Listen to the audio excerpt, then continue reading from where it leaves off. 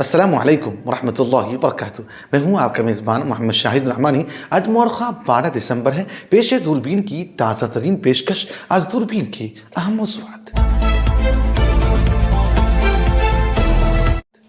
उमर खालिद को 14 दिन की आज़ादी की हवा, आखिर अदालत ने क्या बुनियाद बनाई? क्या है पूरा मामला, जानिए तफसीलात में।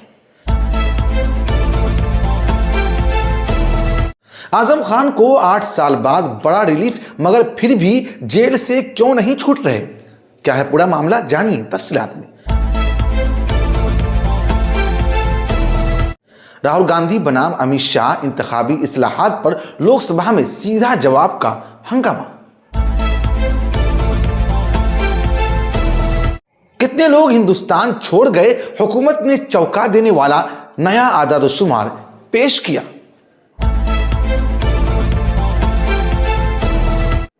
रेलवे का बड़ा क्रैकडाउन, 3 करोड़ से ज्यादा फर्जी आईडी को बंद, टिकट माफिया के लिए खतरे की घंटी। निजी गाड़ी हिंदुस्तान की रूह पर हमला, राहुल गांधी का हुकूमत पर ताजा तरीन धमाका। अरुणाचल प्रदेश में कयामत खेज हादसा, मजदूरों से भरा ट्रक हजारों फीट गहरी खाई में जा गिरा, 22 अफराद जा भाग। पाकिस्तान में बड़ा सियासी ज़ल्ज़ला, साबिक ISI चीफ फैज़ हमीद को 14 साल कैद, आखिर इल्ज़ामात क्या थे? म्यांमार में अस्पताल में फिजाई हमला, 30 से ज़ायद हलाकतें, खाना जंगी किस मोड़ पर पहुंच गई? आप हमें YouTube पर देखने के अलावा हमारे तमाम सोशल मीडिया पेजेस पर भी फॉलो कर सकते हैं। आप फिक्र नजर टीवी का उर्दू प्रोग्राम दूरबीन देख रहे हैं। 2020 दिल्ली फसादात की मुबैना साजिश केस में गिरफ्तार जवाहरलाल नेहरू यूनिवर्सिटी के साबिक तालिब इल्म उमर खालिद को दिल्ली के ट्रायल कोर्ट से 14 दिन की अबूरी जमानत दे दी है। यह मुद्दत 16 दिसंबर से 29 दिसंबर तक होगी, ताकि वो अपनी बहन की शादी में शरीक हो सकेंगे। अदालत ने जमानत के साथ सख्त शराइत भी आयद की है। वो 29 दिसंबर की शाम जेल में सुपरिटेंडेंट के सामने खुद सुपुर्दगी करेंगे। दिल्ली NCR से बाहर सफर की इजाजत नहीं होगी। अपनी लोकेशन और मोबाइल नंबर तफ्तीशी अफसर को फराहम करना होगा। मोबाइल हर वक्त फाल रखना होगा। घर या शादी की तकरीब के मकाम के अलावा कहीं नहीं जाएंगे। इस फैसले पर PDP चीफ महबूबा मुफ्ती ने रद्द अमल देते हुए कहा है कि यह अफसोसनाक है कि एक बहन की शादी में शामिल होने के लिए उन्हें 5 साल इंतजार करना पड़ा, जबकि गुरमीत सिंह जैसे सजा याफ्ता अफराद बार बार पैरोल पर छूट जाते हैं। उन्होंने इस सूरत हाल को अदलिया में जानिबदारी की अलामत करार दिया।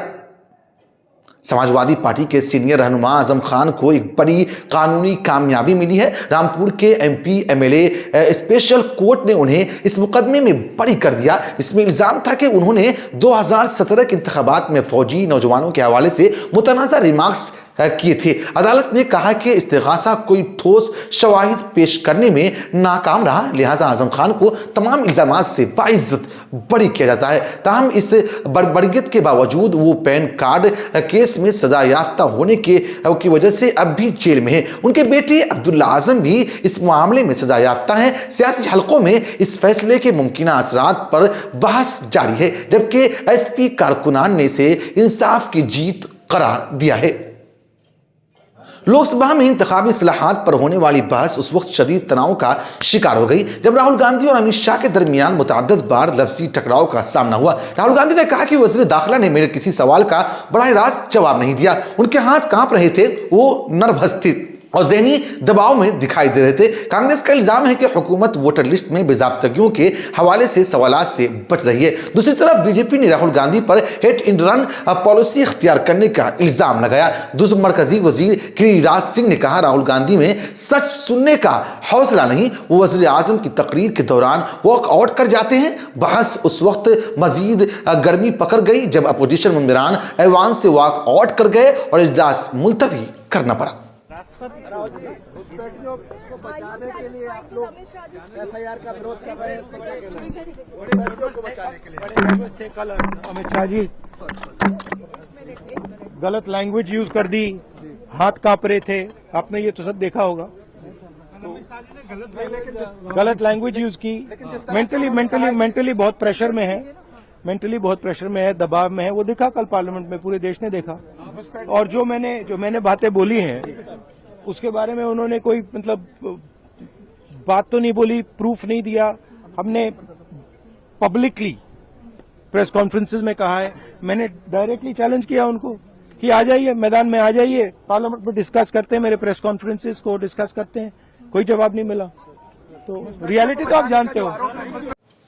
राज्यसभा में पेश करदा सरकारी आदादोशुमार के मुताबिक 2020 से 2024 तक भारत के 8,96,843 शहरियों ने अपनी भारतीय शहरियत तर्क कर दी, यानी खत्म कर दी साल बसाल आदादोशुमार। ये है 2020 में 85,256 लोग इस मुल्क को छोड़ चुके, 2021 में 1,63,370, 2022 में 2,25,620, 2023 में 2,16,219, 2024 में 2,06,300। कुछ सबसे ज्यादा शिकायत बैरूनी मुल्क भारतीयों की जानिब से सऊदी अरब 3,049 से मौसूल हुई।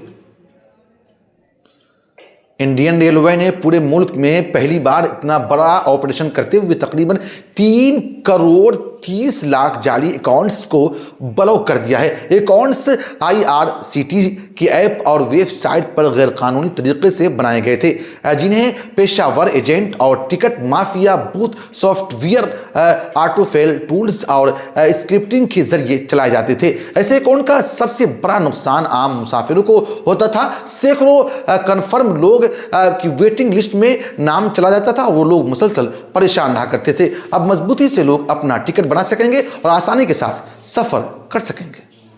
पार्लियामेंट के मौजूदा इजलास में राहुल गांधी ने हुकूमत की माशी पॉलिसियों पर जबरदस्त तनकीद की। उन्होंने कहा कि भारत के कौमी इदारों को मुनज़्ज़म तरीके से चंद दोस्त सनतकारों के हवाले किया जा रहा है। उनके मुताबिक गुज़िश्ता 10 वर्षों में रेलवे के बड़े हिस्से सरकारी एयरपोर्ट्स, LIC के shares, public sector banks, power corporation, petroleum कंपनियां सबकी जुज़वी या मुकम्मल निजीकारी की गई, जो मुल्क के मुस्तकबिल के लिए खतरनाक है। राहुल गांधी ने कहा है कि सरकारी इदारे आवाम के वसाइल होते हैं और उनका फायदा समाज के हर तबके तक पहुंचना चाहिए, न कि सिर्फ चंद कारपोरेट्स घरानों तक। हुकूमत ने इन इल्जामात को मुस्तरद करते हुए कहा कि निजीकारी कौमी तरक्की और इस्लाहात का हिस्सा है, मगर अपोजिशन का कहना है कि इससे बेरोजगारी बढ़ेगा, महंगाई में इजाफा होगा और आम लोगों की माशी खुदमुख्तारी मुतासिर होगी। राज्यसभा में और लोकसभा दोनों में इस मामले पर शदीद हंगामा आराई देखी गई।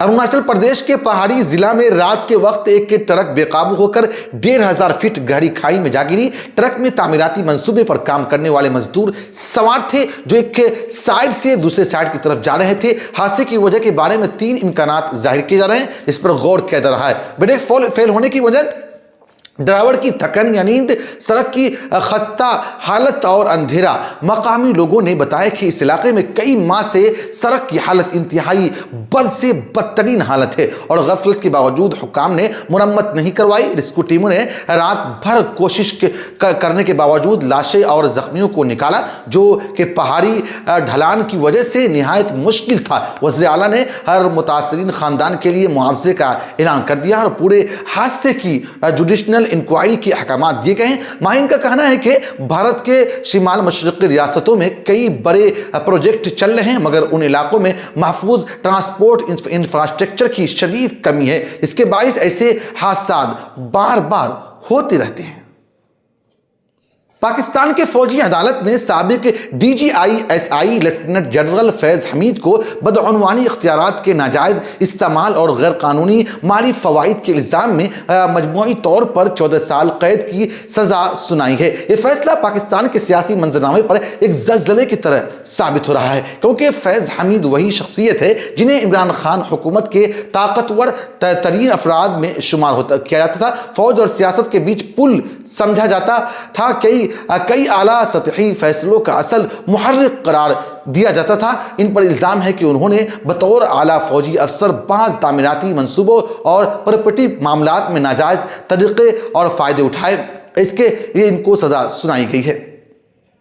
म्यांमार के खाना जंगी ने एक बार फिर अलमिया जन्म दे दिया है। शुमाली रियासत में एक अस्पताल पर फिजाई हमले में 30 से ज्यादा अफराद हलाक और बहुत से जख्मी हुए हैं। यानी शाहिदीन के मुताबिक अस्पताल के आसपास न कोई अस्करी कैंप था और न कोई फौजी तंसीब, जिससे शुबा बढ़ गया कि हमला जानबूझकर शहरी आबादी पर किया गया। म्यांमार में 2021 के फौजी बगावत के बाद 50 से ज्यादा अस्पताल और तिब्बी मराकज़ तबाह किए जा चुके हैं। हज़ारों लोग बेघर हो चुके हैं। मुतअद्दिद इलाकों में ग़िज़ाई क़िल्लत शुरू हो चुकी है। सैकड़ों देहात जला दिए गए। फ़ौज का मौक़िफ़ यह है कि दहशतगर्द ग्रुप के खिलाफ कार्रवाई कर रही है, मगर वहीं अक़वामी तंजीमों ने इस वजाहत को मुस्तरद करते हुए कहा कि म्यांमार में इंसानी हुकूक़ की बदतरीन खिलाफ वर्जियाँ हो रही है। अक़वाम मुत्तहिदा ने हमले को जंगी जुर्म करार देते हुए फ़ौजी आलमी तहक़ीक़ात का मुतालबा किया है। फ़िक्रो नज़र टीवी की खास बुलेटिन दूरबीन की गुज़िश्ता पेशकश में MT कासमी,